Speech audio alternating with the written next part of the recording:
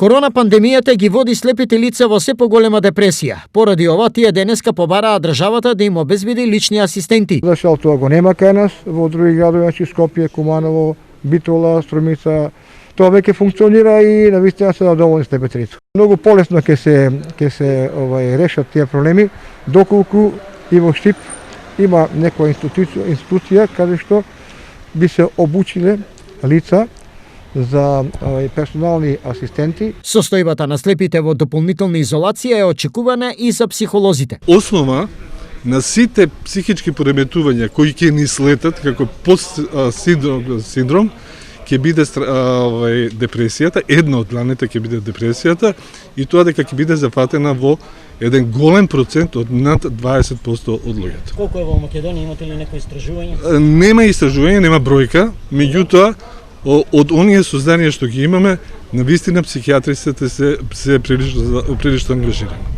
Решение е комуникацијата. Во екстремни случаи решение ќе биде и барањето на помош од соодветни стручни лица. Меѓутоа, поединци сепак успеваат да најдат излез од исклучително тешката состојба. Секогаш во секоја тешка ситуација си наоѓам излез. Например, ќе читав или некоја книга добра, или компјутерот ќе го земев, па комуникација со цел свет ќе имав. И така, телевизиите тука се, мислам, пријателите.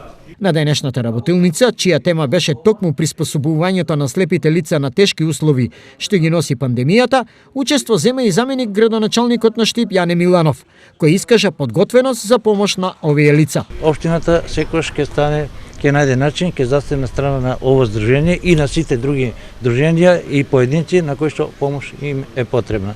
Ова соработка, ова помош ќе остваруваме, ќе реализираме и во соработка со Црвениот крст, кои што имаат мобилни екипи. Во Штип, граѓани со оштетен вид и слепило има 100 лица.